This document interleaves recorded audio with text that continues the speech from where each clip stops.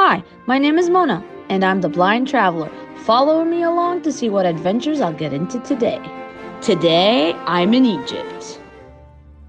Citadel Prison Museum.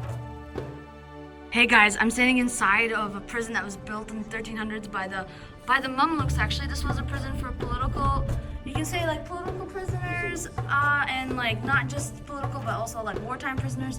So you guys can see the individual, like there's one here that you can see inside, but not really. But these are pretty archaic. They look very old. Famous people that were imprisoned here: Hassan al-Banna, Sayyid Qutb, Sadat. Yeah, they all stayed in one of these little rooms. Al-Azab Gate. I'm coming to you from a really cool vantage point in the Citadel. Here you can see almost all of Cairo right in front of you, and far in the distance are the pyramids. But here's the tour guide, Mustafa. What else do we see? Front us here is the main gate and the open gate of the citadel, and we call it al-Azab Gate, and something more interesting happened inside. Yes, okay, so get this, you guys.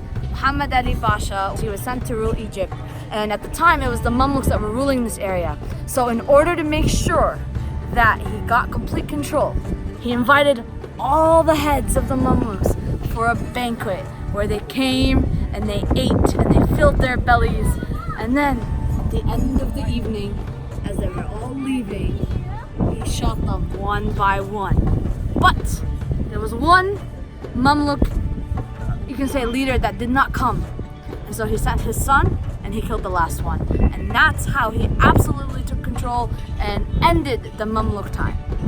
So I thought that was really interesting. This happened right there. Talk about red wedding continues.